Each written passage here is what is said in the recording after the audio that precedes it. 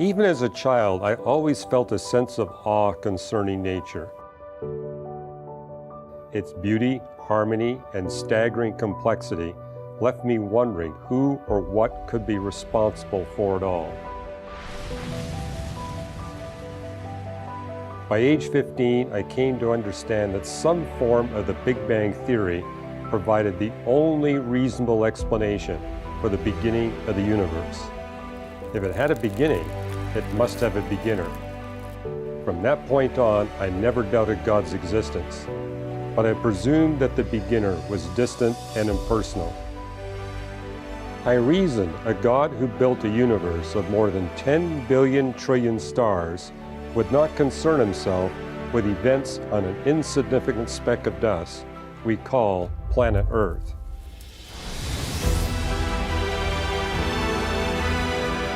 I went on to become an astronomer, and my investigations into both the cosmos and the Bible have shown me a more wondrous personal God behind nature than I ever could have imagined.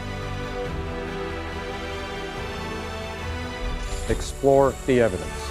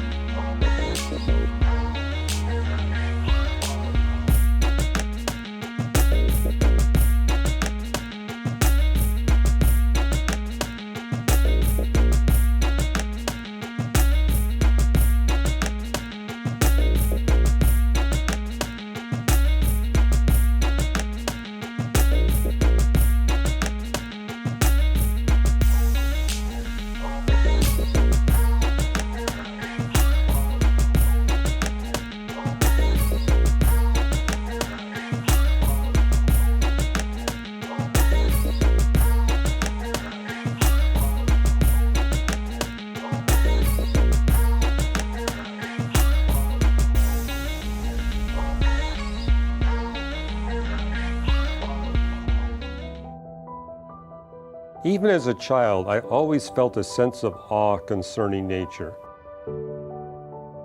Its beauty, harmony, and staggering complexity left me wondering who or what could be responsible for it all.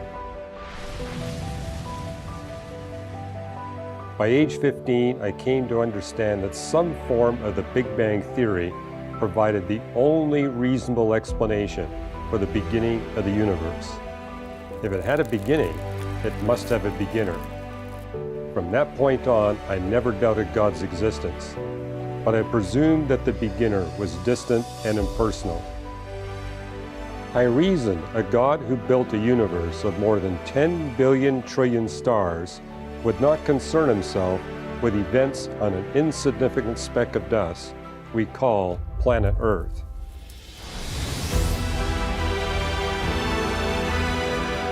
I went on to become an astronomer, and my investigations into both the cosmos and the Bible have shown me a more wondrous personal God behind nature than I ever could have imagined. Explore the evidence.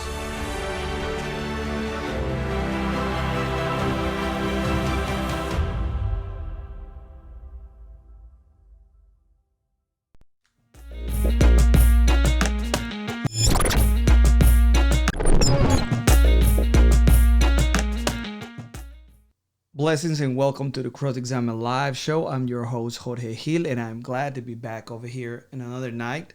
As you notice, maybe we did 11 Cross Examine Live shows last year. This year is already, the 14th, second week of January. And we already had about 3 or 4. So, what we're going to do is we're going to start cranking up these shows.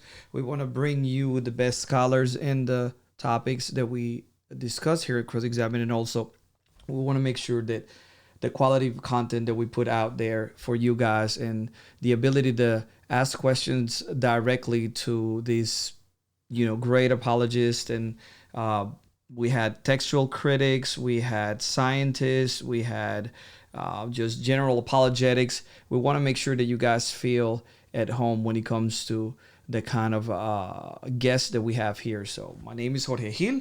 I am the host of the Cross Examine Live Show. I'm also the executive director for Cross Examine. And tonight we're going to have Dr. Hugh Ross talking about his book, The Creator and the Cosmos. Also, we're going to be giving away a couple of copies of his book. And we're going to be doing a Q&A show. So many of you may have questions related to science, related to Genesis, related to creation, and related to the creation, the testable creation model that Dr. Hugh Ross spouse. So without further ado, I'm going to tell you a little bit about Dr. Hugh Ross if you don't know him. But I'm also going to allow him to say a few things about the way he came to faith and why he chose the scientific arena to do his studies. He is an astronomer and a best-selling author. He travels the globe speaking on the compatibility of advancing scientific discoveries with the timeless truths of Christianity. His organization, Reasons to Believe, is dedicated to demonstrating via a variety of resources and events that science and biblical faiths are allies, not enemies. So without further ado, I'm going to bring Dr. Hugh Ross onto the screen. How you doing, Dr. Ross? Doing well, thank you. I'm glad to have you here. Me and you share several meetings and several times during the year. I am privileged that I can sit down with you and your lovely wife, Kathy, and the rest of your team, and we can fellowship. So I wanted to bring that to our audience, our cross-examine audience. We wouldn't be here if it wasn't for them. So I want to make sure that they also have access to you. Before we start, I want you to give them your superhero origin story, to tell us how you came to faith and how you and how you make that journey through science, because that's the field that you're in. Well, I was born, raised, and educated in Canada. I was not raised in a Christian home, although both my parents really did stress morality. And they would tell you that I was born a scientist. They claim I was doing experiments since I was 2. And when I was 7 is when I got deeply interested in astronomy. I wanted to know why the stars were hot. And my parents said, well, go to the library and find out. And I brought home 5 books on physics and astronomy and was doing that literally every week. And so, but it was my astronomy that persuaded me there had to be a God. By the time I was 16, I realized that the universe had to have a beginning. There's a beginning, there must be a beginner. And so starting at age 17, I began to look for that cosmic beginner. First in the writings of philosophers like Immanuel Kant and René Descartes, discovered they had the wrong concepts of space and time. I then began to look at the claims from the different holy books or religions of the world, put each of them to a rigorous scientific test. The last book I picked up was a Bible. And I tell people I really didn't get to know Christians well until I showed up at Caltech to do postdoctoral research on quasars and galaxies. However, I did get to see 2 Christians from 30 feet away when I was 11 years old. These are 2 businessmen that came into our public school, put 2 boxes on our teacher's desk, didn't say a single word, but in those boxes were Gideon Bibles. So I'm a Gideon convert. I was studying a Gideon Bible for about an hour or 2 a night between midnight and 2 a.m. secretly, so no one knew what I was doing. And having done that for 18 months, I finally became convinced that the Bible indeed was scientifically accurate in everything it was talking about. predicted future scientific discoveries. I realized that was only possible if this book was inspired by the one that did the deed. And so at age 19, I signed my name in the back of a Gideon Bible, giving my life to Jesus Christ. Tried to find Christians in churches, and that was not very successful. I was looking in the wrong churches. And it really wasn't until I got to Caltech that I got to really get to know and have fellowship with fellow Christians. They showed me how to find a church not too far from Caltech. I began attending that church. 7 months later, they put me on the pastoral staff to equip members in the church on how to use science to bring people to faith in Christ. I'm still on the church staff of that first church I ever attended and seriously got involved in. But it was that church that helped me found Reasons to Believe some 35 years ago. That is amazing, man. I was telling Fuzz the other day that you guys started that. I was 2 years old. Wow. When you guys started Reasons to Believe, and it's definitely blessed my life. It's blessed many people. I'm reading in the comments here, and people love you. They respect you. They being helped by the resources that you guys put out here on the web and the events that you guys put together. Now we want to talk about the book, The Creator and the Cosmos. I have, and I was looking for that actually. I moved some books around and I don't know where it is, but I wanted to show you, and I actually brought it with me to a meeting we had at RZIM. I think it was, I don't know, sometime in the summer. And you signed it for me. It was an old edition in Spanish of The Creator and the Cosmos, but the one we're talking about tonight is an updated edition. And I wanted to know what made, what prompted you. There you go. There it is. Yes, and we're going to be giving 2 copies of this, so please stay until the end. And now, if you enter the giveaway, you got to be present in order to win. So if you go away thinking, hey, I just entered my email and I'm going to come back later on and find out that I won, it doesn't work like that. We're going to count back to 10, and if you don't comment, then we just move on to the next person. But The Creator and the Cosmos, if you had to sum up the heart of this book in 1 or 2 sentences, what would you say? Well, astronomy is that science where we directly access the past. We can literally observe virtually the entirety of cosmic history. That explains why in astronomy we get the most compelling, rigorous evidences that a God beyond space and time created the universe for the specific benefit and purpose of us human beings. And so this book basically lays out the most compelling and rigorous scientific evidences that such a God indeed must exist. And really, we're trying to prompt people into thinking, okay, why? And kind of what's in the latest edition is really looking at how all this scientific evidence for God actually fits into God not only creating the universe so we humans can exist, but so we humans can be permanently redeemed from evil and suffering. And so there's a theological purpose built in to the physics and the dimensions of the universe. That is fabulous, man. That is fantastic. So what motivates you to update The Creator in the Cosmos? I know that there's been several editions. Now this one is what, the 4th edition? Yeah, the 4th edition of The Creator in the Cosmos. I brought up the 1st edition, some 30 years ago. And the reason we keep bringing out new editions, because astronomy is a discipline where the knowledge base doubles about every 4 years. So that means about every 4 years, we're getting about twice as much evidence for the God of the Bible from that discipline than we had before. So yeah, I keep updating it.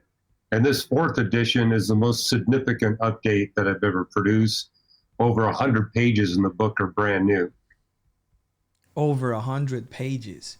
Right. Wow. That is fantastic, man. So that is a great reason for people that might have an older edition. They get this one updated, and if I'm not mistaken, you can get this through you guys at reasons.org. You can get it through Amazon. You can get it in Kindle, so you can get it right away. If you don't win tonight, make sure that you go and pick up a copy of The Creator in the Cosmos. Yeah, and I share with Christians that they should keep all the editions because it's a great way of showing to non-believers how the evidence has exponentially increased over the past 25, 30 years. So I always keep in a copy of the first, second, and third edition to think that particular comparison. Yeah, it's like a graph chart, like a hockey stick going up and up and up and up and up and up. Yeah, Well, I absolutely. told you what you got in Psalms and Job, that the more we learn about nature, the more evidence we have for the supernatural handiwork of God. And that's something we're committed to documented reasons to believe. I love it, man. That is fantastic. Love it, love it, love it. So, can you share a specific new findings since this knowledge base just grows so fast? Any specific finding that you included in the update, and how did this finding confirms or the existence of God? Well, what I put in the previous editions is that we actually have measurements of the past temperature of the universe. Hmm. And these measurements approximately fit what the Bible predicted thousands of years ago.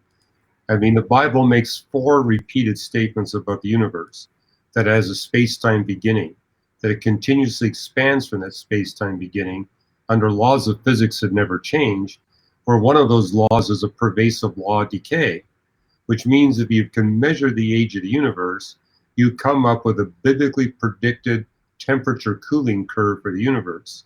What's new in the 4th edition is we astronomers now have accurate past measurements of the temperature of the universe, very precise. So what I have in the 4th edition is this biblically predicted cooling curve of the universe, and overlapping it are measurements of the past temperature of the universe. And the newest measurements are so precise that the error bar is thinner than the thickness of the biblically predicted line.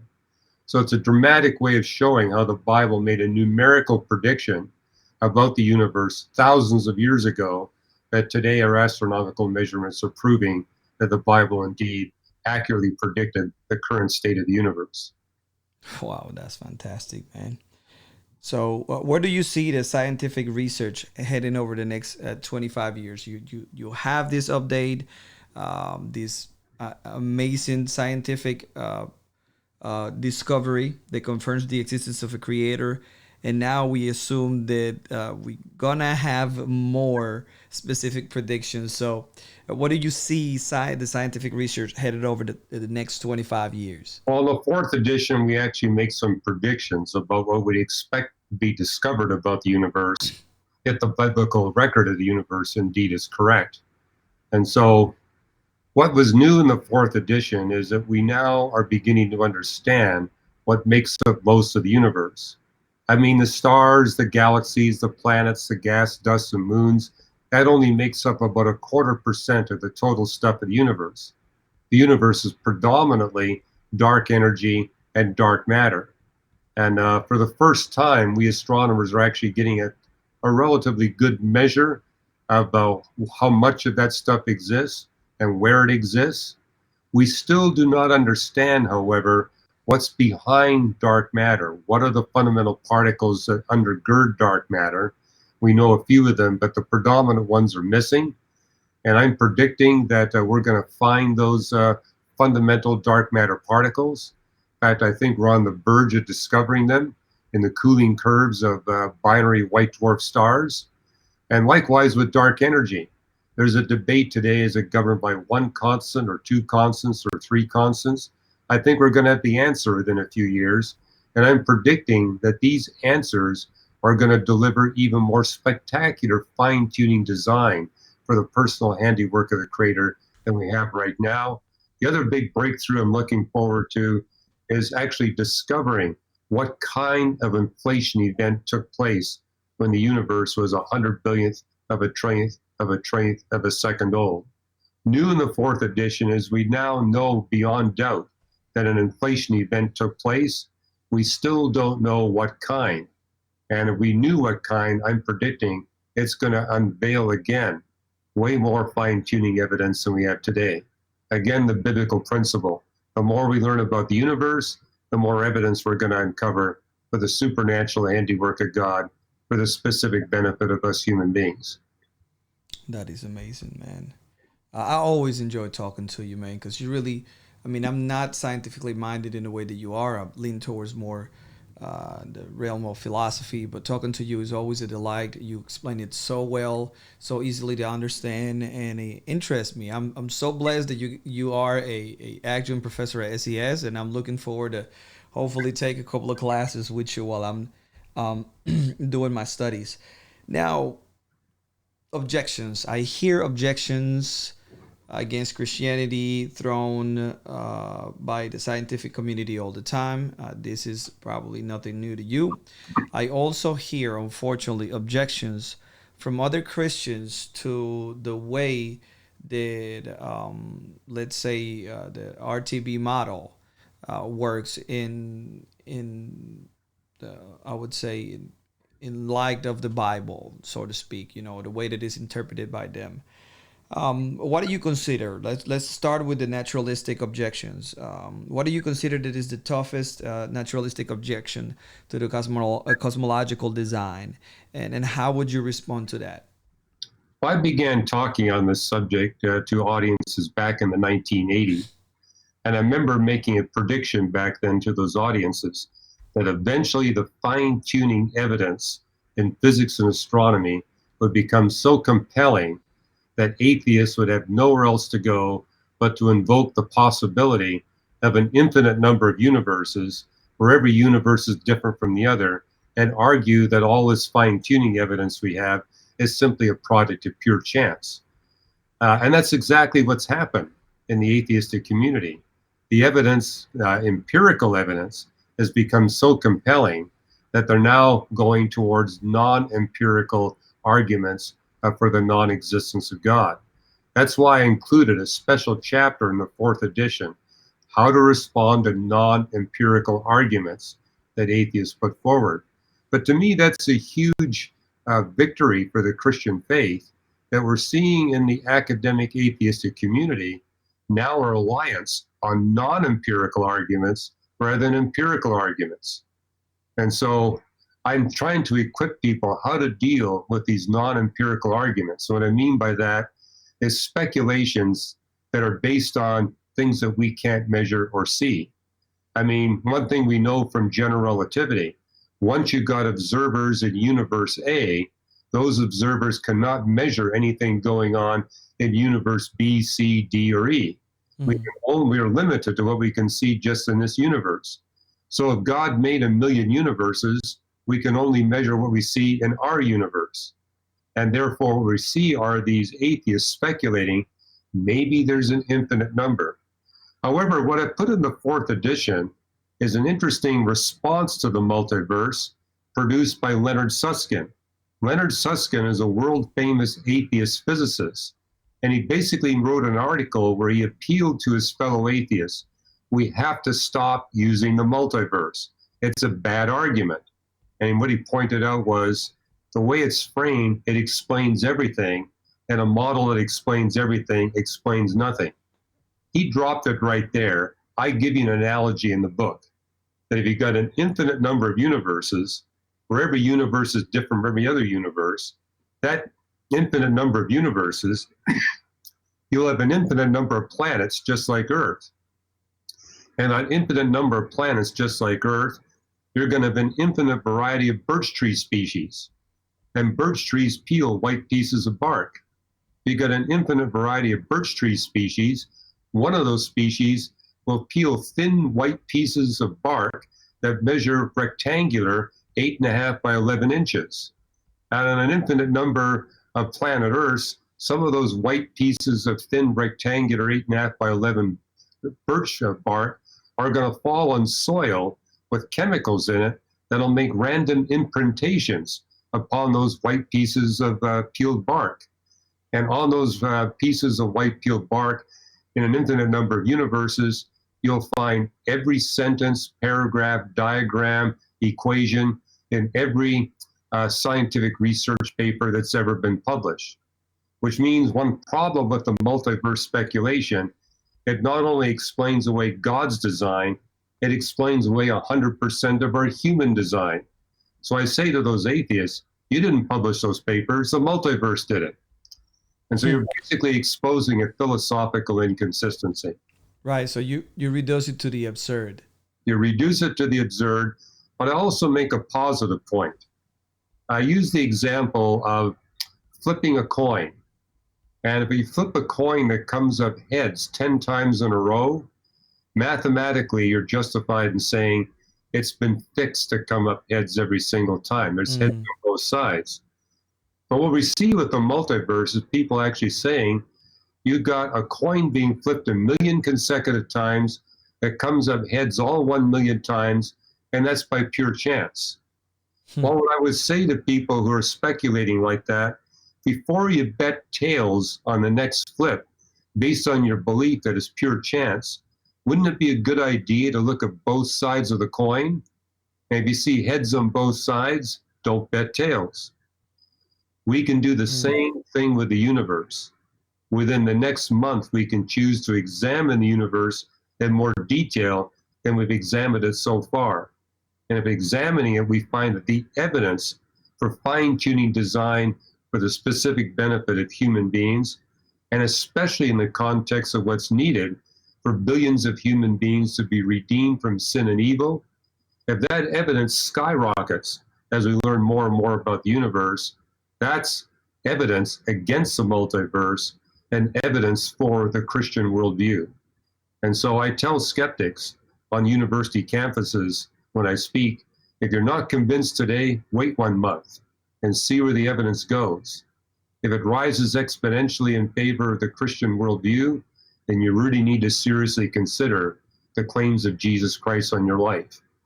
And if you look in the fourth edition of The Creator and the Cosmos, you'll see that the scientific evidence for fine-tuning on the hand of the God of the Bible goes up a minimum of a factor of 1,000 times per month.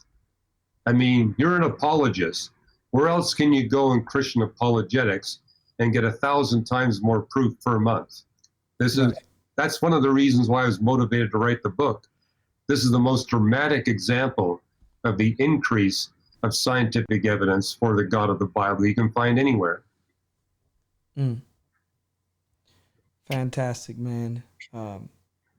So you write this book, you add extra 100 pages, you add tons of information, more information is coming out. What do you hope the reader gets at the end of the day after reading this book? Well, of all the books I've written 19 books now. This book is the one where I get the greatest amount of feedback from people saying, I read the book and it brought me to faith in Jesus Christ. That's my motivation. In fact, that's a policy we have here at Reasons to Believe. The books that we approve for our scholars to write are ones that we're persuaded will be effective in bringing readers who have had no background in the Bible, the church, or Christianity to faith in Jesus Christ. But yeah, The Creator and the Cosmos sets the record for the greatest number of people who've written us and told us this book brought them to faith in Christ. So I'm hoping that we're going to get hundreds, if not thousands, of more stories like that within the next months and years. Hallelujah. It's pretty cool, man. It's pretty cool to be able to be on the side of the Lord, to work for him, to make him famous, and that he has gifted us in very different ways, and in the various ways that he has done this. And then we're obedient and listen and use these gifts to share. What I would share with young apologists like you, Jorge, is that you will see the fruit, but don't be surprised if it takes 20 or 30 years. I keep running into people when I speak and said, 25 years ago, I read the second edition of The Creator and the Cosmos and it brought me to faith in Christ. They waited 25 years to tell me. So be encouraged. What you're doing right now, you will see the fruit as long as you're patient. And that's typically the story I get. They don't tell me, hey, I read the book yesterday and it brought me to faith in Christ. It's usually 10, 15, 20 years ago. So hang in there. You will see the fruit. Absolutely. Thank you, man. You remember Greg Kokel said it the other day. We were in California. Let's be gardeners, because when the people come up to us later on and they'll say, hey, whatever you did back then, you planted a seed, and then you came back and you water it, and now I'm ready. So that's just absolutely amazing. And you've been doing this for longer than almost longer than I've been alive. And I really have to stand on your shoulders for a lot of the stuff that I do now. One of the things that I think that my millennial background affords me is that I'm able to use the technology to reach more and more people, and I think that that's one of the ways that uh, God has called me to bring this.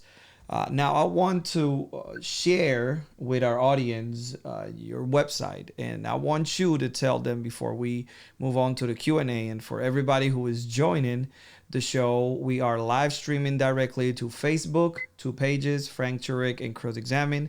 We are on our website, we are on our app, and we are on YouTube, the Cross Examine channel. So make sure that if you're on YouTube, subscribe and hit the bell so you can get notifications. We do the Cross Examine live show once or twice during the week. We always do book giveaways. Also, if you're watching in Facebook, make sure that you follow us and turn on your notifications so you will be notified when we go live. We always create an event for the live streaming. So all you have to do is say that you're coming to the event and you'll get a notification of the live stream. Also, for everybody who are watching on the app and the website, make sure that you come to any of our social media channels so you can participate in the giveaway. If you're going to enter your email in the giveaway, make sure that you stick around. If you're not live while we call your name out, then you will not be able to win the book. You have to be live. That's going to be at the end of the show. But right now, we're going to talk about Reasons to Believe, or reasons.org. Dr. Hugh Ross is going to tell us a little bit about the kind of work that they do online, and then we're going to go to the Q&A session. So, Hugh, here's your website. Tell us a little bit about your website. Well, every day we're posting, new articles. Each one of our staff scholars writes a blog. I put out a blog every week on the latest scientific discoveries that give more evidence for God is called Today's New Reason to Believe. Likewise, Fuzz Ronick, Ken Samples, Jeff Zwirink, AJ Roberts, they're producing blogs. We also have a community of over 100 scholars that volunteer with us, and that we have a blog that they produce as well. And so every day there's new reasons to believe that you can check out on our website. I'd also like to say every one of our staff scholars has got a personal Twitter page and Facebook page. And we don't have a team that answers questions for us. We actually answer questions ourselves. And so if you got questions that you want to pose to any of us, you can do that on Facebook or Twitter. And on my Twitter page, I also keep you abreast of the latest scientific research papers that give more evidence for the Christian faith.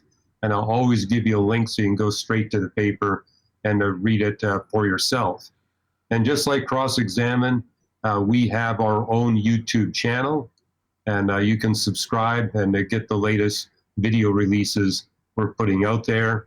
And if you want to watch debates that I've done, just put my name in and you'll see all kinds of debates we've done with leading atheist scientists around the world. So check us out, and we'd be pleased to engage you with your questions and comments, or questions and comments you're getting from people you're engaging. That is fantastic, man. And tell us about, I know you guys have several shows. Tell us about the podcast that you guys have out there. And also, if I'm not mistaken, it's the 2919. You guys also have a show that you guys produce in your own studios, if I'm not mistaken. Yeah, we have a studio here at our Reasons to Believe headquarters in Covina, California. And a little more than a year ago, we launched 2819. That's a weekly half-hour TV show that's aimed at equipping Christians who want to be equipped to bring their unchurched, educated people to faith in Christ. And this month, or maybe next month, I think it's in February, we're going to be launching a brand new show where we're actually directly engaging skeptics and atheists. In fact, it's going to be co-hosted by one of the top agnostic atheist web broadcasters out there.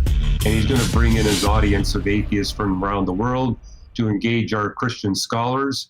I think what's going to make it attractive is that we've set it in such a way that it's going to be a gracious dialogue And I'm between Brian Rombacher. unbelieving atheists and skeptics and our scholar team here. Yeah, at I'm Reasons pretty to nervous. Believe. It'll We also have to be an reshoot opportunity quite a for bit with people to me. jump So in yeah, there's and none of engage that us this with time. their So everything I questions. say where I mess up, Two it's things out we there want for to the do. We world. want to I know, I'm directly nervous for you. engage Thanks. unbelieving, But we do educated want to give you a skeptics, behind-the-scenes but also to look equip at our Christians set, and and we how also they want to give can you an also opportunity to ask reach questions people in real that time. category. That's right. We're going to be moderating the chat As you're below probably well or the aware, side, very however few it shows Christian up on YouTube. organizations But anyway, are get your targeting questions in at what I any call the time. STEM We're going to be population. taking those towards the Science, second half of this technologists, show, and we'll try to engineers, get to as many of the questions as we mathematicians, can. medical So take a look people, around on the set, and so and we we're going want to head over equip to the middle of our people to reach studio. those folks And we that have have not had a Christian joining background. us today our other members of This the is amazing, 2019 man. You team. guys have Please introduce all yourselves and sorts say your of role on the great, show.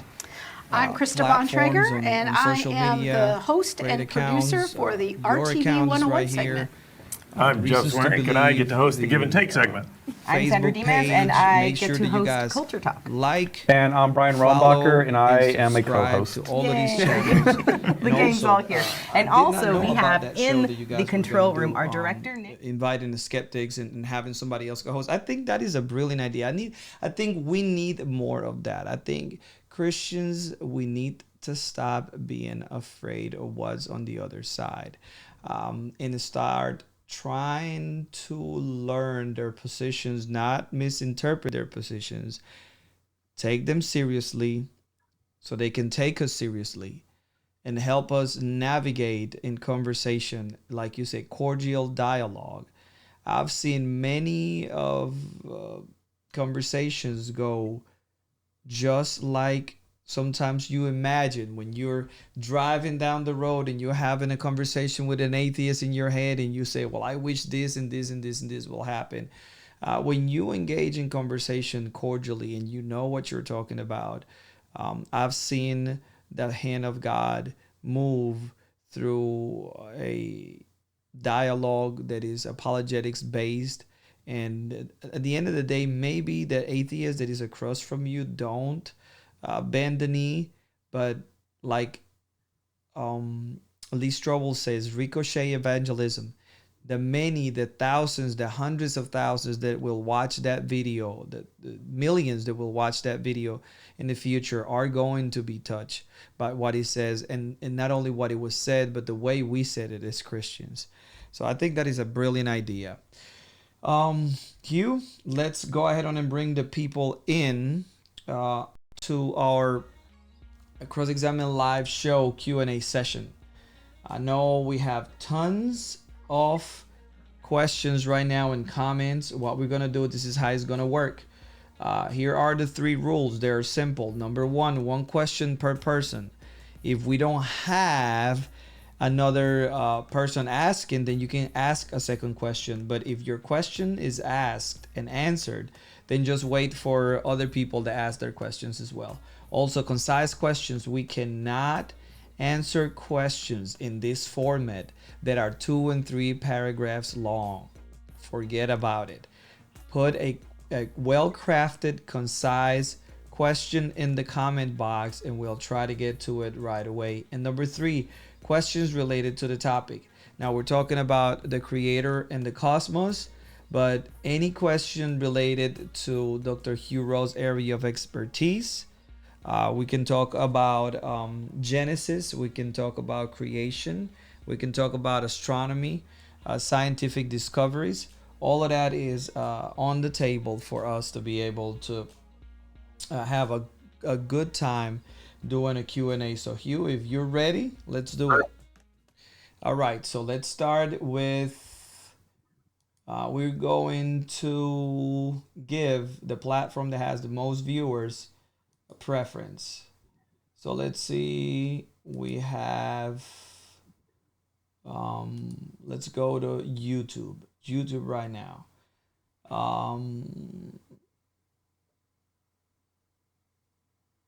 Okay, let's see. It's just they're happening so fast Guys, please bear with me. Bear with me.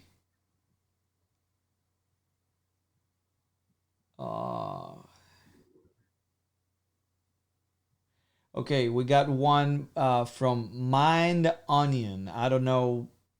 The question here is, what experiment can be done that could show something is not fine-tuned?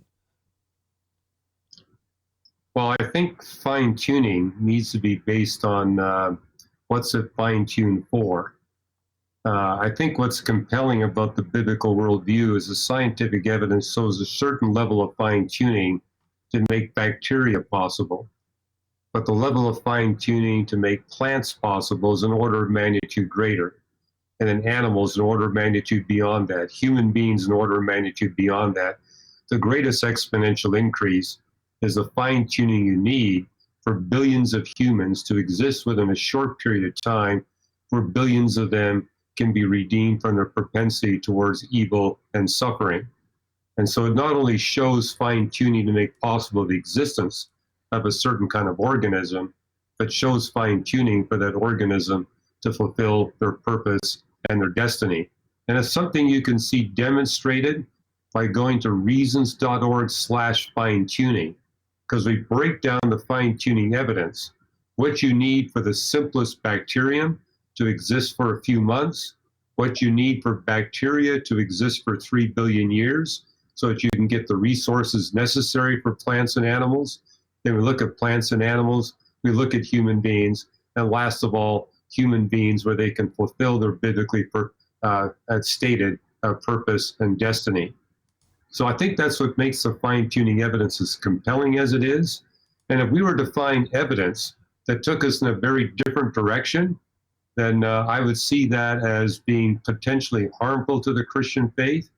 In fact, where you can see that demonstrated, just put in Hugh Ross and Peter Atkins. That'll take you to a debate I did with a British chemist when I was in London. And that was the whole focus of the debate. What scientific evidences would cause you, Hugh, to abandon your Christian faith? And then what scientific evidence would cause you, Peter Atkins, to abandon your atheistic worldview? And so I described several scientific discoveries that, in my opinion, would be catastrophic to the Christian faith if they were proved to be correct. For example, if astronomers were to prove that the universe was eternal, there was no beginning, to me, that would be, if not catastrophic, at least highly corrosive to what the Bible claims in the Christian faith. And likewise, if we were to prove that we human beings are no different from all other life forms on planet Earth, we're just like the apes, there's no human exceptionalism, to me, that would be catastrophic to the Christian faith. And I could go on. Matter of fact, in my book, More Than a Theory, I list about 100 things that scientists could discover that would be catastrophic to the Christian faith. However, I did that for a particular purpose. I think it's essential that whatever you believe, you consider not only the evidences in favor of your worldview, but potential evidences against your worldview. So I basically wrote that to challenge non-Christians. What scientific discoveries would cause you to abandon your agnosticism or your atheism and become a deist or a theist or a Christian? I believe we all need to have that kind of open-mindedness. And I think it's important that we Christians set that example. I mean, you see it in the writings of the Apostle Paul in Corinthians, where he says, if we're to prove that the resurrection of Jesus Christ from the dead did not happen, then our faith is worthless. And so Christianity is fundamentally founded on the bodily resurrection of Jesus Christ from the dead. But as you and I know, the historical evidence for the bodily resurrection is overwhelming. Yeah, absolutely. The arrow goes both ways. We want to be just as charitable and as open-minded as we want our counterparts to be, the people that don't believe. So that is a fantastic answer, Dr. Hugh. Now we have another one here. Moses Jaws on Facebook says, since we all come from Adam and Eve, how are there many racial differences, and how how come did people get to appear in several continents? Well, it's a good question, and I'm wondering if Buzz Rana answered that when he was on your show, because we had him produce a video where, the origin of human races.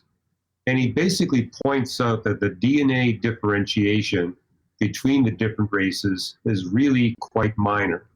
Matter of fact, where you see the greatest DNA differentiation amongst the races is between Zulu blacks and Bantu blacks, and they live in South Africa, only a few hundred miles apart from one another. But both those black races have a greater differentiation with respect to one another than they do, say, with Caucasians. And so Fuzz basically makes the point that you can generate color differences in human beings quite easily through microevolution over just a few generations. And after all, we do that with animals all the time. And so when it comes to racial prejudice, I try to talk to people and say, we don't make a big deal about the different colors of dogs and horses. Why are we making such a big deal about the different colors among human beings? And, given the microevolutionary differences, what's the big deal? So hopefully that is a step in the direction of trying to lower the racial tensions that exist in the world today. That is a great answer, man. I love it. We got another one by Scotty Paul Hartman, and he says the following. He says, Noah's flood. He says, can you please explain how was it that Noah's flood water did not cover the whole earth? Would you please give some of the evidence that prove it was a local flood and not a global flood? And for those who don't know your perspective, you focus on the evidence of the flood. You said, yes, indeed was a flood. Yes, there are other writings that also talk about the flood. But in my perspective, it was localized. It was not globalized. Well, what I've noticed with people who hold to a global flood view, they do so based on the Bible, not on the science. But they typically just look at Genesis 6, 7, and 8. And so what I try to do with those individuals is actually show them the wealth of biblical comment on Noah's flood outside the book of Genesis. And when you look at all that content, you get a very strong biblical case that indeed the entire world of ungodly people was wiped out by Noah's flood. But it was not the whole globe. It's the world of ungodly people that was wiped out, 2 Peter 2:5. And what you also see, particularly in the wisdom books, 5 places in the Psalms, the creation Psalms, the book of Proverbs, and the book of Job, where those creation texts deal with creation day 3. That's when God transforms planet Earth from a water world where there's only water on the surface of the earth into a planet where you got both surface oceans and surface continents. Probably the most explicit passage is Psalm 104, verses 6 to 8, that talks about God making this transformation. But in verse 9, it says, once the continents are in place, never again will water cover the whole face of the earth. And so there we see an explicit statement that once the world is transformed from a water world into a world with continents and oceans, the water never again will cover the whole face of the earth. That's repeated 5 times in the wisdom books. So that to me gives us a clear biblical case that the flood was not global in extent. On the other hand, we see in 2 Peter 2 and 2 Peter 3, it indeed impacted the entire world of ungodly people and all the soulish animals that were associated with it.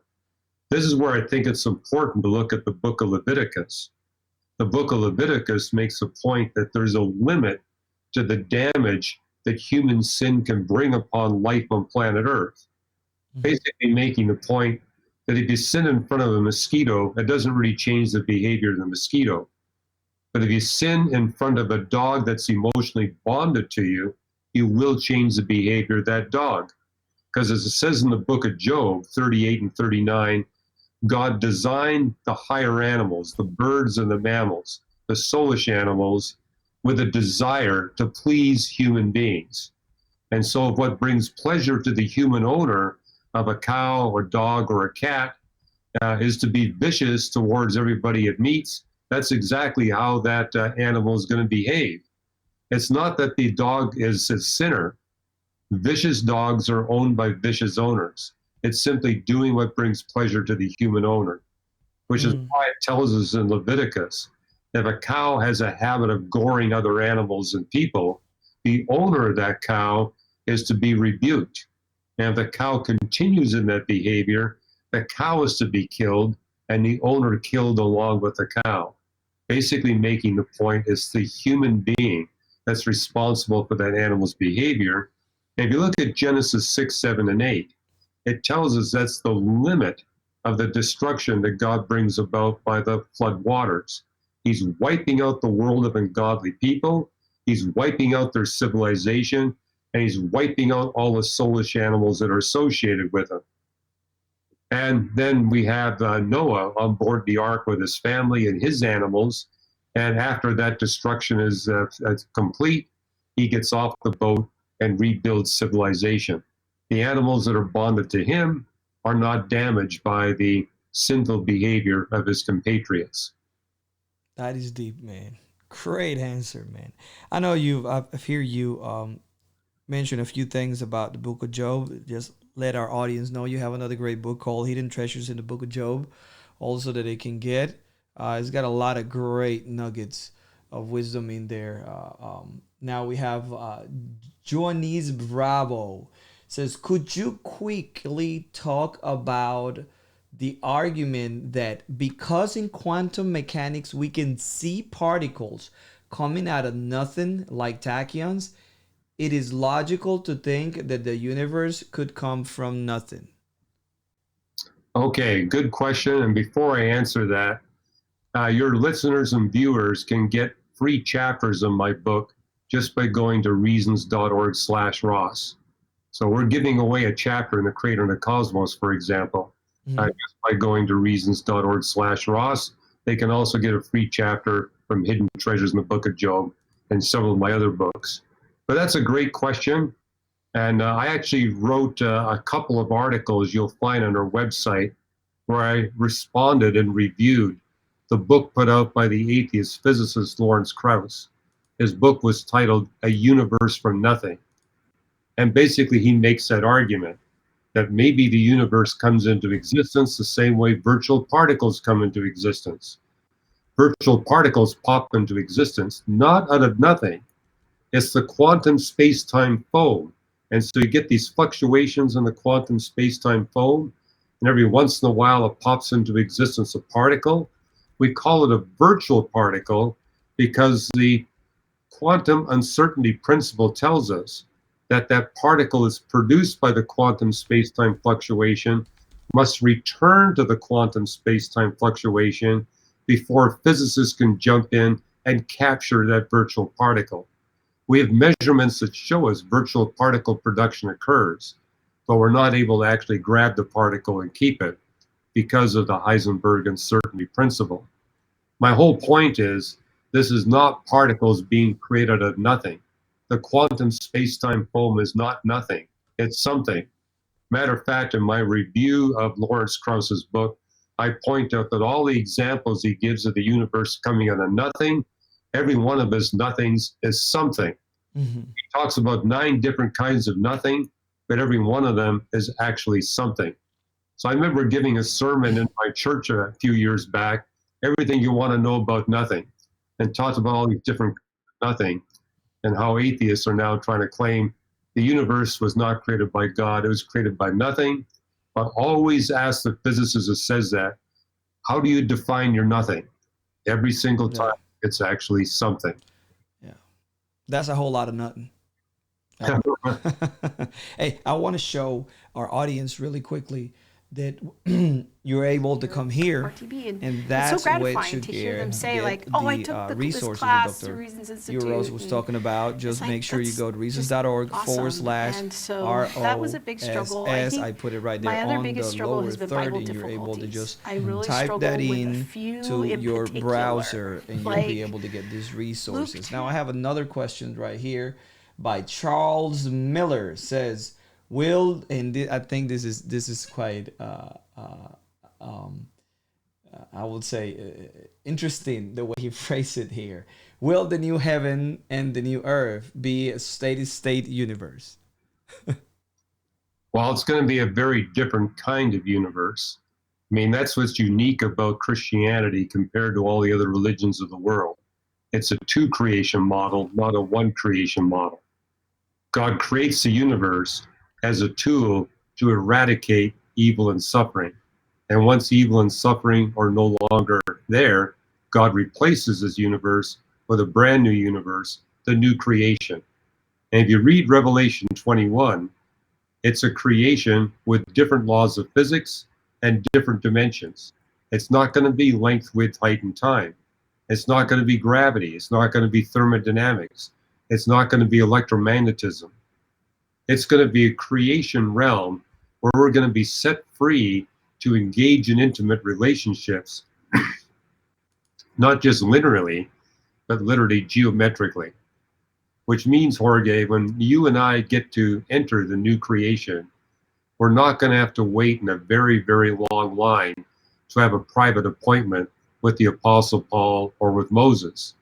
God's going to grant both Paul and Moses the capability to take millions of one-on-one private office appointments. And he's going to do that for you and me.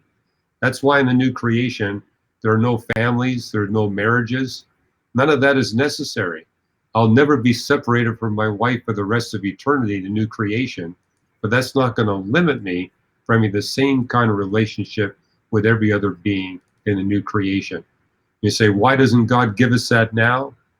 There's a reason why he constrained the universe to linear time that can't be stopped or reversed. That's a crucial ingredient to bring about the end of evil and suffering. Because if we were in geometric time now, people like Adolf Hitler, Mao Zedong, and Stalin could do untold damage. Yeah. The fact that they're constrained by gravity and thermodynamics, electromagnetism, the fact that they're only in one dimension of time and they're in three big dimensions of space, there's a limit to how much evil they can perpetrate upon their fellow human inhabitants. Wow, man, I never thought of it that way. That is amazing, man. That's so much ammunition now for when I go do my talks and I answer, because I use a lot of your material. Like I told you, I have to stand on the shoulders of giants, and you're one of them in my book, man. Well, that's all why the universe is the way it is. How God designs the universe to bring about the end of evil and suffering. Awesome. I got Caleb Johnson saying, hey, my kids are homeschooled and studying astronomy this year. What tools or experiences would you recommend? And that's obviously a question for you. You are, that's your area of expertise. So tell Caleb. What I share with parents is that, I would recommend they stay away from textbooks that are aimed at elementary audiences, junior high and high school, right to the freshman college textbooks. Because those freshman college textbooks have to survive in a free market. There's no school board saying this has to be the required textbook. The professor gets to choose the textbook. So at the college level, these textbooks tend to be well written. They're also written by people who really understand the subject matter. Having looked at my son's junior high and high school science books, I can't say that's the case. In fact, my boys came to me and said, Dad, I don't understand what's in my high school physics book. And I looked at it and says, well, I know why you don't understand it. The author doesn't understand it. So I showed them a college level textbook, and they said, Dad, this is so much easier to read than our high school physics textbook. That to me tells us something. And people say, well, isn't this too advanced for my fourth grader? What you as a parent can do is go through the book yourself and kind of put a bracket around the paragraphs that you think will stimulate the interest of your fourth grader. And what I've often found is that fourth grader is not going to stick to just the bracketed paragraphs. They get excited and they wound up assimilating everything in that book and going on. It's also a great way for parents to discover where their child has a special aptitude. I mean, if they're jumping 6 or 7 grade levels above where their peers are, that gives you a clue where they really got some special talent. But you're not going to find that out unless you expose your children to material more advanced than the grade level. Absolutely, man. Absolutely. Daniel Jones says, you have used the Cambrian explosion as an evidence for God's creation. I just heard a theory that it isn't that these organisms just appeared, but that they were probably microscopic. Can you speak on that? Well, they were not just microscopic. I mean, what you see with the Avalon explosion, which happened 575 million years ago, is you get a transition from a world with only microbes to a world with animals that are as big as 2 meters across in body size. Excuse me. But these Avalon animals are not like the Cambrian animals. They don't have a circulatory system. Excuse me. I got a bit of an asthma problem here, so you'll have to excuse me here. Okay. Yeah, no problem. Is the Avalon animals don't have a circulatory system, they don't have a brain, they don't have a digestive tract, for a good reason. What happened before the Avalon explosion, the oxygen content in Earth's atmosphere was below 1%. At that low of a level, all Earth can sustain are microbes. But what happens is you get what's called the geological event known as the Great Unconformity, which is a massive chemical transformation of the Earth. And the oxygen content rapidly jumps from less than 1% to 8%. 8% is the minimum you need to have animals of that size. And the moment the oxygen hits 8%, immediately you got those animals. But you can't have animals like the Cambrian explosion until the oxygen content hits 10%. Well, if you go to 543 million years ago, the oxygen content rapidly jumps from 8% to 10%. The moment it hits 10%, immediately you've got all these new phyla of animals. Animals that got eyes and brains and a circulatory system and a digestive tract. Every eye design we have today shows up at the base of the Cambrian explosion. I mean, even you got people like Richard Dawkins writing in his book, The Blind Watchmaker, how these animals come out of nowhere with no evolutionary history. But the fact that it's tied to the oxygen content tells me this is a God who's aggressively wanting to prepare our planet Earth as quickly as possible for human beings, human civilization, where billions of us can be redeemed from sin and evil quickly in thousands of years, not millions of years. As I've written in my book, Improbable Planet, in the scenario of the laws of physics, God's not going to wait. He has to jump in immediately. And that's the evidence we see in the fossil record. The moment the conditions permit the existence of these creatures, immediately they're there. And even James Valentine, he's a non-theistic paleontologist. He's recently written a book on the Cambrian explosion where he says, naturalistically, we might be able to explain the appearance of a new species, maybe a new genus, but no way are we going to be able to explain a new phylum. At the Cambrian explosion, you got about 50 phyla showing up all at once. Phyla refers to a basic body plan. For example, all vertebrates are part of the chordate phyla, which means that we either have a backbone or we got something that looks like a backbone without actual bones in it. Well, you get chordates with vertebrates showing up at the very base of the Cambrian explosion. I remember reading 40 years ago people saying, well, the Cambrian explosion takes place over a 40 million year period from 543 million years ago to about 510 million years ago or 500 million years ago. And the vertebrates show up at the very end of the line. Well, fossil finds in China show us that you get fish with vertebrate backbones showing up at the very base of the Cambrian explosion. The fact that there's no delay, that these animals show up all at once in their full diversity, the moment the oxygen hit 10%, tells me this is the hand of God. This is not naturalistic process. Naturalistic process would predict a very gradual production of these animals the fact that they show up all at once, with actually more phyla existing at the Cameron explosion than exists today. Today we have only 30 phyla. Back then there was 50 plus. It's amazing, man. This is my question, and this is dear to my heart. First lecture I've heard at the National Conference of Christian Apologetics back in maybe 2013, 2014. It was an Indian Trail back then. It was your lecture on the beginning of the universe and the days of Genesis. So if you were to have 5 minutes to share your view of the Genesis account and how it really builds on what you've seen, the atmosphere of the earth becoming translucent. I still remember you on that stage, and I was just taking copious notes because I couldn't believe what I was hearing. Give us, in 5 minutes, a summary of your view of... detailed description. It's in my book, Navigating Genesis. And part of it is my Canadian background. I was taught the scientific method in grade 1, grade 2. We got it every single grade. So when I picked up the Bible at age 17, I looked at it from that scientific method perspective.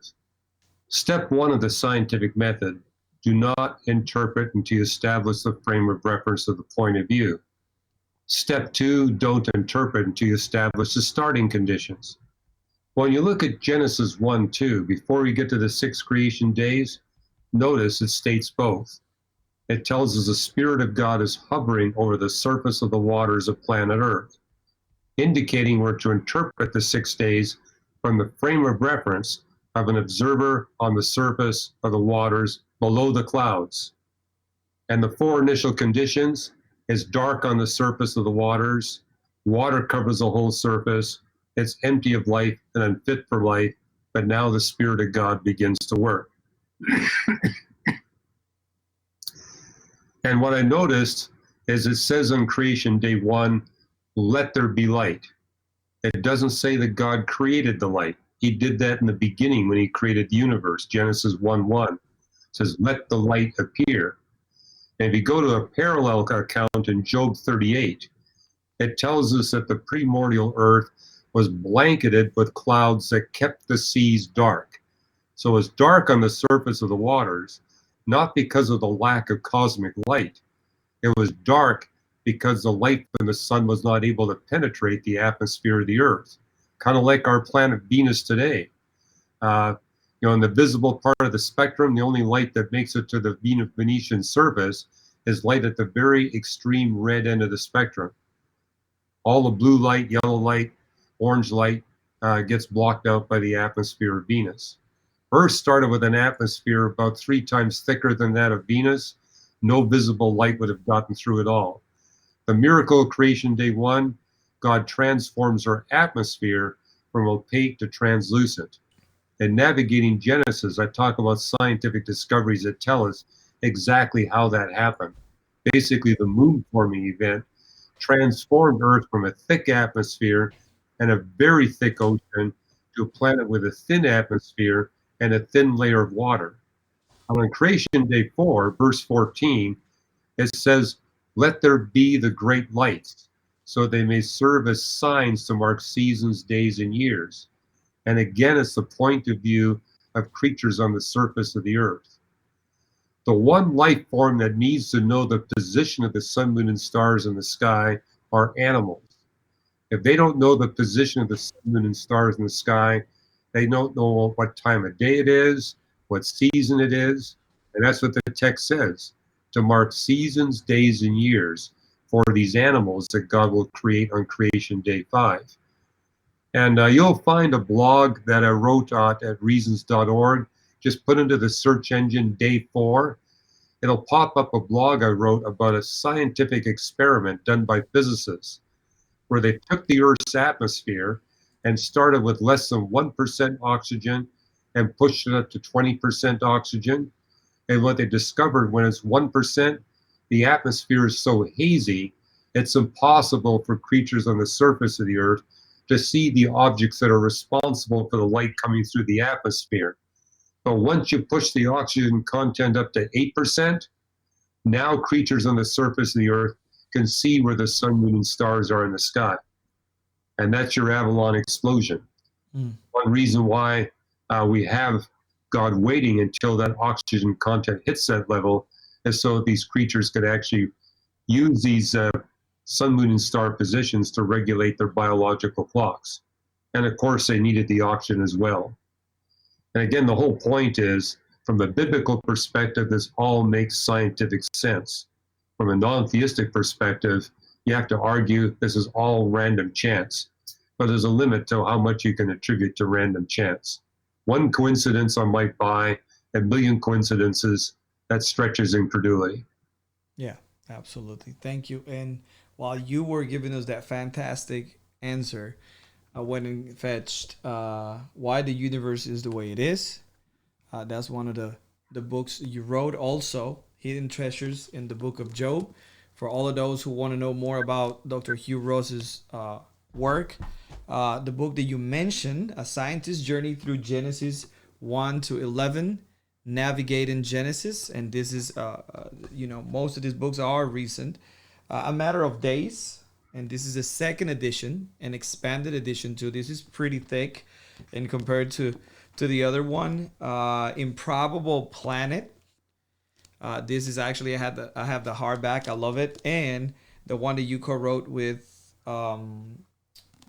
Fuzz, A Creation Model Approach to the Origin of Humanity, and that is Who Was Adam. And the book that we're talking about today is The Creator and the Cosmos, and you can get a few resources directly from reasons.org/Ross. After the show, you can go there and get those resources. Now, what we're going to do is to make sure that we're going to give the book away. And while we head there, and while we do the book giveaway, we're going to have two winners. And what scripture or where scripture and science speak to the same thing, they agree. You can come to that gives credence to listen to what the Bible has to say in those areas, which are much harder to test, like the afterlife. You can put your information in this form right it's not here. Like those are harder to get definitive data, if you will. So.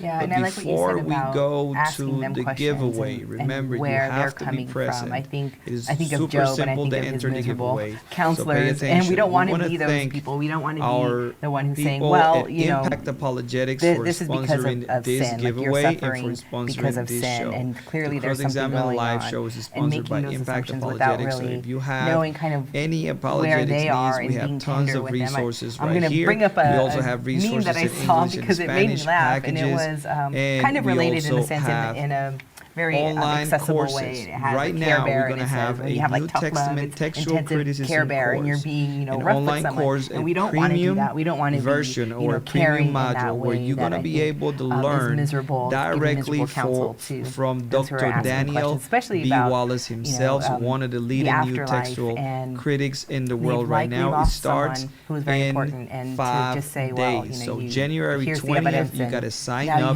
for the premium course to get certified through online Christian courses. You're going to have Dr. Daniel Wallace not only teaching you personally through there's a few video, but also I you're going to trust have to them speak through into Zoom video, which is a intimate parts of my live life. class with Dr. Daniel and Wallace. those are He's gonna be people doing a who few I of those trust live classes. and I know you who get understand 36 me. complete lessons. And so somebody asking study this question, guides, if they're genuinely PowerPoint seeking, downloads, private, to get access to that discussion part of their groups, life, toolbox, you need to show that you name understand it, them. You come And to you're not going to do that by just answering a whole bunch of stuff. You're going to get to know and probe and also, if you have give them a any reason to trust what you have to apologetics say, needs, because they're dealing with something downloads, challenging. we They're have very shirts, difficult we and have very books, hard there. So. all If I might sorts of recommend a great resource goodies for Dylan, at the classic book, impactapologetics.com. by So Gary we Habermas. want to thank the sponsors of our provides show. a lot of And now documentation we're going to be giving away from a scientific some perspective of the books. afterlife. So all you have to do, as you can see right now on the screen, you got to text Creator and Cosmos, all one word, Creator and Cosmos, to 44222. Once you do this, you're going to get an instant reply asking you for your email. All you have to do is pop your email into the text box and replied. That's all you have to do. All you have to do is text Cosmos and Creator to 44222. Reply with your email and you're in. So while you do that, I'm going to give you 1 minute and 30 seconds to watch this video. To those who don't want to participate, but those who want to participate, use your phone, text Cosmos and Creator and Cosmos, all one word, Creator and Cosmos, the word AND, Creator and Cosmos to 44222, and then you'll enter the giveaway for. Even as a child, I always felt a sense of awe concerning nature. Its beauty, harmony, and staggering complexity left me wondering who or what could be responsible for it all.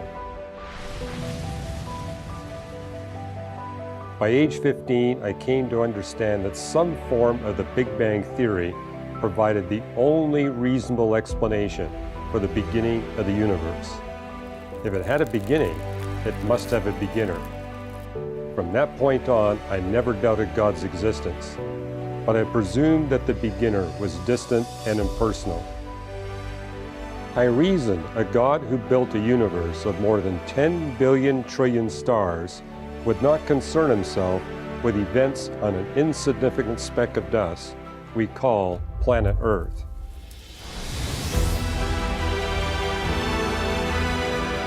I went on to become an astronomer, and my investigations into both the cosmos and the Bible have shown me a more wondrous personal God behind nature than I ever could have imagined. Explore the evidence.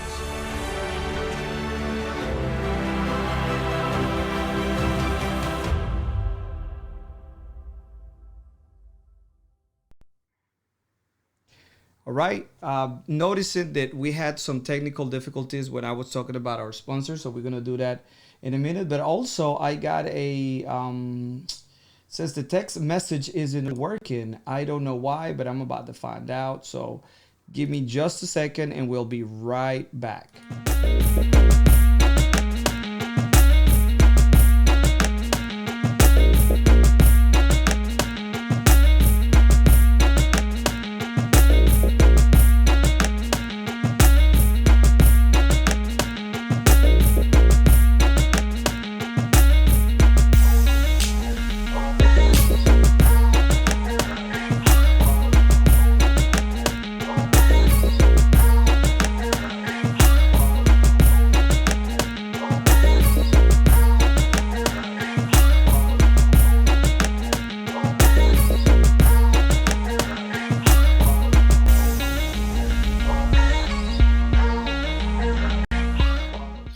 Guys, I apologize. It was my fault. It is not Creator and Cosmos. It was Creator, Cosmos, all together. So I added the AND. So let's rewind. Go into your phone and text Creator, Cosmos, all one word. CREATOR COSMOS. Creator Cosmos to 44222. So what I'm going to do is I'm going to do it myself here to make sure that it works. So 44222. Tap in there and then I'm going to go Creator Cosmos. All one word, no spaces. Cosmos. Okay, I got the reply. Go ahead on and let me know, guys, on the comment section if it works. Caleb Johnson, Damaris Moncada, let me know if it's working right now. Let's say,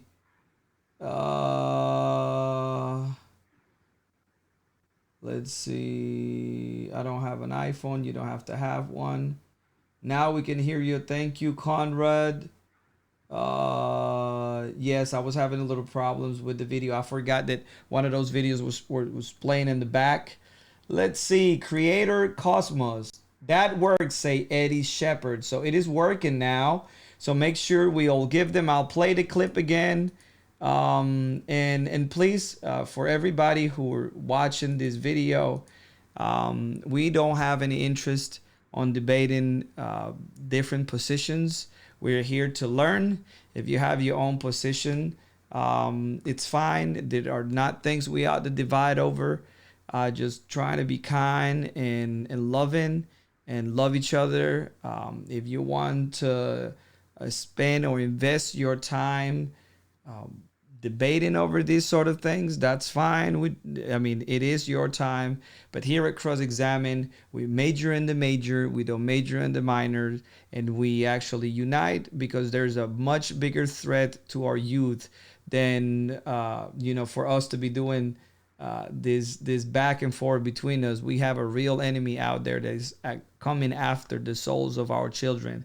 So with that being said, we're going to play this, and remember, you have to text Cosmos, a creator, and Cosmos. I'm not going to make the same mistake again. Creator, Cosmos, CREATOR COSMOS to 44222 to participate in the book giveaway. And we'll be right back. Even as a child, I always felt a sense of awe concerning nature. Its beauty, harmony, and staggering complexity left me wondering who or what could be responsible for it all. By age 15, I came to understand that some form of the Big Bang Theory provided the only reasonable explanation for the beginning of the universe. If it had a beginning, it must have a beginner. From that point on, I never doubted God's existence, but I presumed that the beginner was distant and impersonal. I reasoned a God who built a universe of more than 10 billion trillion stars would not concern himself with events on an insignificant speck of dust we call planet Earth.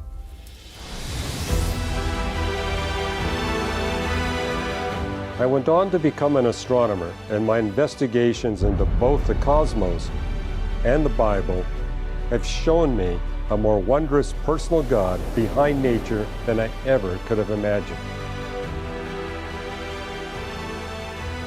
Explore the evidence.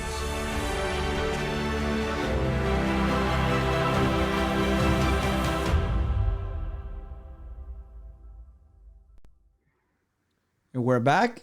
I hope you guys are still texting Creator Cosmos to 44222 to enter the giveaway. We're going to do one or two more questions, and there we're going to go straight to the giveaway. Let's see if we have, I did it. Let me try once more. Okay. There are people trying to get that in. Let's see. I just saw a great question here. I got that pulled up.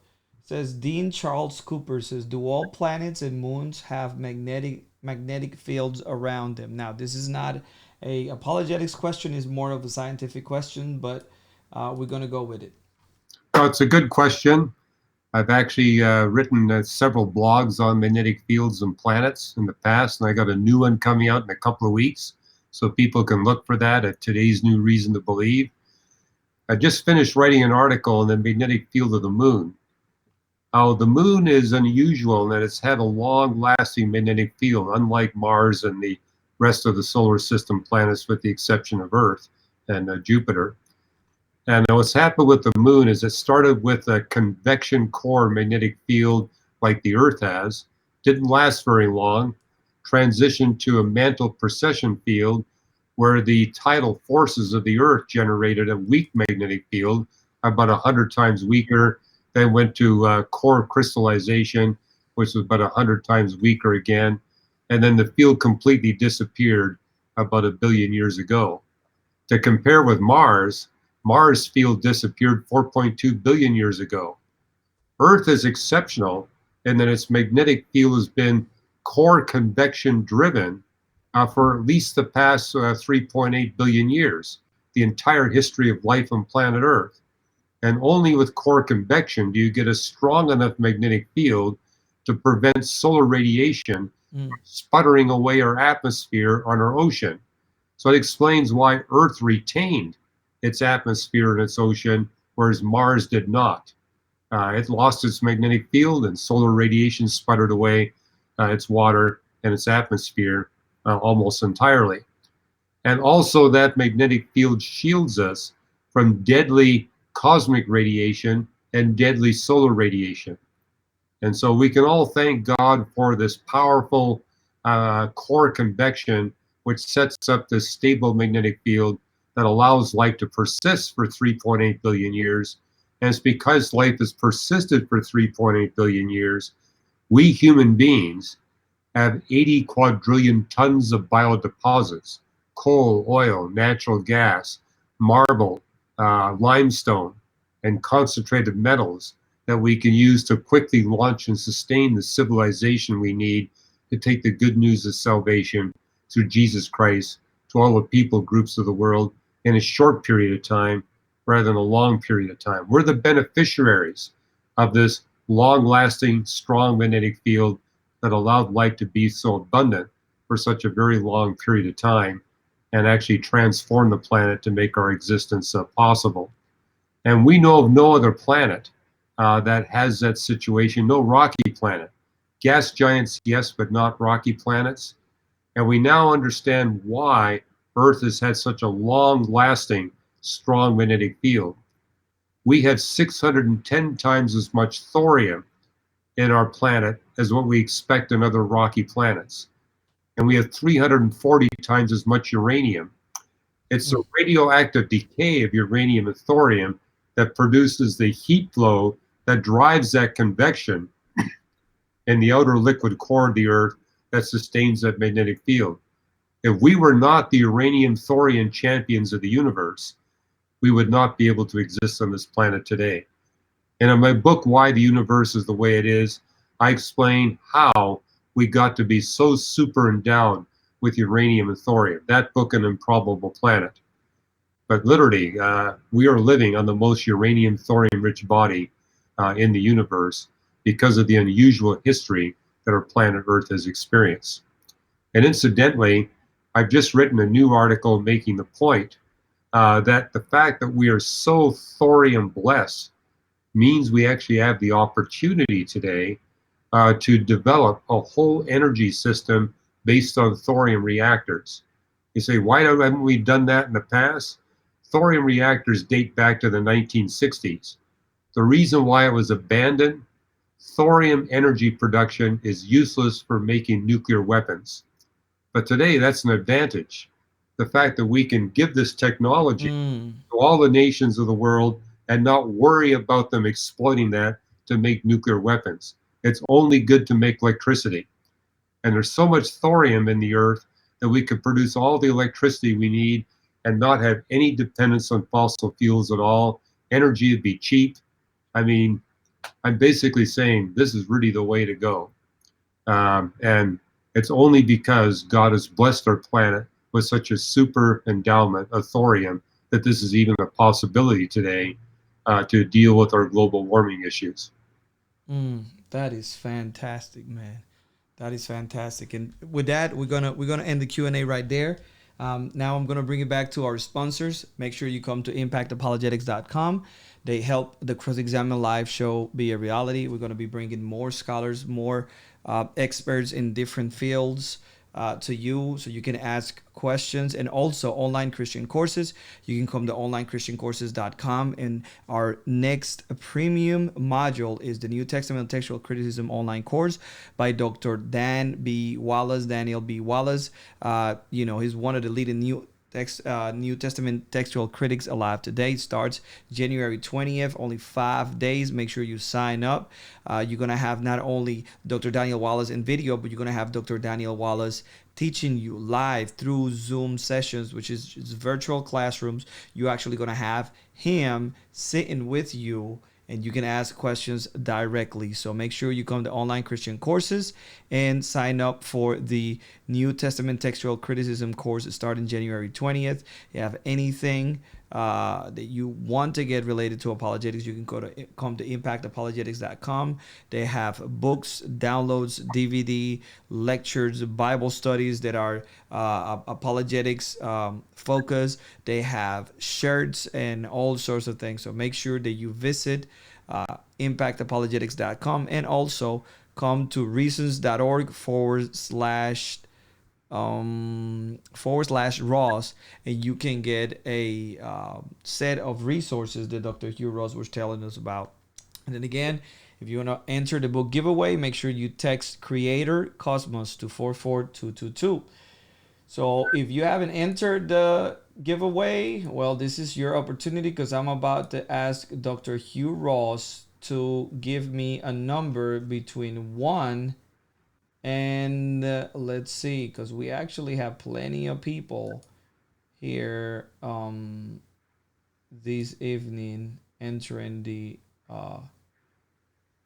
giveaway. So give me a number between 1 and 31. Yeah, I got a number. Okay, just give it to me to see who's the winner. 14. 14. So let's do 9, 10, 11, 12, 13, 14. We got Bradford Chase. Bradford Chase, you are the winner of one of the copies of The Creator and the Cosmos. Bradford Chase, you need to comment. Let me know where you are, Bradford. Let's see. Bradford, you got to make sure you show up. You show up. You got to be either Bradford. You got to be. We're going to give you a few minutes for you to answer. I'm going to keep scrolling around in Facebook. I'm going to keep scrolling around in Bradford. If you're not here, you cannot win, man. Bradford, let's see, Chase. Bradford Chase. Make sure that you leave me a comment. Let me know you're here. I'm about to start counting down in a few. Bradford Chase, if you're not here, then we're going to have to find somebody else. Let's see. Well, I don't see him around. Bradford is Dream Chaser. Okay, so Bradford. Okay, so Bradford is here. Well, congratulations, Bradford. He is in YouTube, so he is goes by the handle Dream Chaser.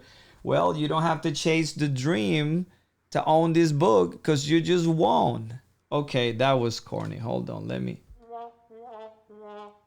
Yeah, but anyways, Bradford, you won the first copy of The Creator and the Cosmos, and now we're going to go. Congratulations, we're going to go to the next winner. The next winner of the giveaway for today. The first one was Bradford. Bradford, I'll be emailing you soon, so you can give me the info to make sure we get you that book.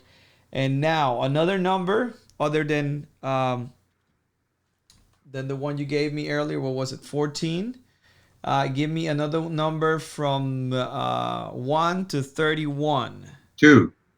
2. Okay, that is easy. So let me refresh. Make sure I get the right guy here. Is loading. I don't know how to. This doesn't have a name. It is one of those hard to decode emails, but I'm not going to give the back end of the email. I'm just going to give the front so they can recognize it is RBAZIUK10. I will say RBAZIUK10. So RBAZIUK10. Let us know who you are, and we'll send you the book right away. So I'm going to start looking. And the email, I'm actually going to put it in the comment box. Not the whole email, just the beginning, so you can recognize it. Okay. Let me put it in first. We're going to put it in. Oh, Renee.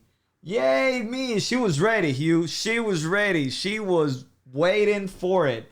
So congratulations, Renee. You won the book, and I'll be emailing you right away after the show. So we can send you those books. Congratulations. Make sure you read it. Make sure you share what you learn from the book with others. And if Reasons to Believe has blessed you the way he's blessed me, make sure that you make your way to their website right here, and make sure that you make yourself at home and start learning about the resources that they have here. Help as much as you can. Share their pages, share their content, follow them on YouTube, Twitter, Facebook. And for those who didn't win, you can always come to Amazon.com and you can download the book directly onto your Kindle account. You can do it on your iPhone, on your iPad, your Kindle Paperwhite. You can do it read right there on the browser. There's many ways to read Kindle. Download the software for your computer, and make sure that you come to reasons.org/Ross, and you will be able to get some materials. Maybe you end up buying the book after Dr. Hugh Ross give you some chapters for free here. Well, Hugh, this has been a blast to have you here on the show. We've been on the air for about an hour and 30 minutes. We're going to start wrapping it up. So now, do you have any last words for the show for the audience? Yeah, I mean, a lot of organizations and scholars are working on Christian apologetics, giving evidences for the Christian faith. But I've noticed that a lot of Christians are involved in apologetics for apologetics' sake. I think you've run into them too, Jorge. I call them apologetics groupies. They get together and they talk about the latest apologetics. But what we really want to see happen at Reasons to Believe is Christians using apologetics to bring people to faith in Christ, and doing it in the spirit of 1 Peter 3:15. Finding the reasons that are good, not necessarily what you need, but what the people you're engaging need. Find the good reasons that they need, which means you need to get to know these people. Find out what their problems and objections are, what they're what they're looking for in the way of evidences. Target some good reasons for them. Every non-Christian is different from every other non-Christian, but the key is what you see in the end of verse 15 and 16. Do it with gentleness, respect, and a clear conscience, because your demeanor will speak louder than your words. They'll know we are Christians by our love. And so we need to be able to share these good reasons in a spirit of compassion, where you make it clear that you care more for the individual than you do in winning the argument, which is why I always tell Christians, when you engage a non-Christian, you want to find out about the individual. Ask questions. And again, there's no cookie cutter apologetics. You need to target the evidences that are going to be most helpful for that individual, and realize it's a process. I mean, I engage a lot of research scientists. In my 40 years of sharing my faith with research scientists, I've yet to find one who is not raised in a Christian home come to faith in Christ in less than 18 months after their first encounter with the Christian faith. So that's another point. You need to be patient. It takes time. And it's a process. We were talking earlier, it's about gardening, planting seeds, encouraging the seeds to mature. And don't yank on the hook too quickly. That's how you lose the fish. You show these people, look, I care more for you than getting another notch on my belt. So that's my counsel. Amen, man. Words of wisdom, man. I thank you so much for being here. I know our audience love what you do. I've seen some great comments about how RTV has impacted their lives. I know we're going to keep hearing that for decades to come. All the work that you guys put together is just amazing to be able to learn from you guys. I've learned. I'm definitely a student of RTB and all of the stuff that you do, Hugh. I want to tell our audience that on the 16th, on Thursday, we're going to have a couple of ladies from Women in Apologetics. That is an organization you're familiar with. Hugh, we're going to have actually one of your colleagues, Krista, is going to be here with us. We're going to be talking about, women in apologetics and the conference that they have coming up. That'll be the 16th at 9 p.m. Eastern. And also we're going to have on the 17th, we're going to have Peter Gurry. Peter Gurry is a textual critic, an expert. He studied under Dr. Daniel B. Wallace. And we're going to be talking about myth and mistakes about textual criticism. And I think for everybody who is engaged in apologetics, this is a book that you need to have and what you need to know about how we need to be accurate with the data concerning the New Testament manuscripts. And that way, when we say something, we can say it with authority, and that's not going to detract from our credibility. Hugh, it's a pleasure always talking to you. I'm blessed that I get to talk to you several times throughout the year, and now to have you here has been a blessing. Thank you for all your staff that make this possible. And I look forward to have you here soon. I want this to be something regular, a couple of times a year. I know our audience will love it. And I know that you guys are publishing your own books now. So I'm sure you guys are going to be cranking out an incredible amount of material. Just like Fuzz says, our books are out there because we know that somebody's going to read it. And I think you were talking the last time about this top-down influencing of the STEM community of those who are in the classroom, not only learning, but teaching. And I think that the work that you guys are doing is invaluable. I think you guys are really, really making a difference. And I love and support Reasons to Believe. Reasons.org is the website. Make sure you make your way there. And Hugh, this is it, man. Thank you very much, brother. Oh, thank you. And it's been my pleasure. And I love the way you run this show. I got a lot to learn from you. Thank you, brother. Bye-bye. Bye-bye.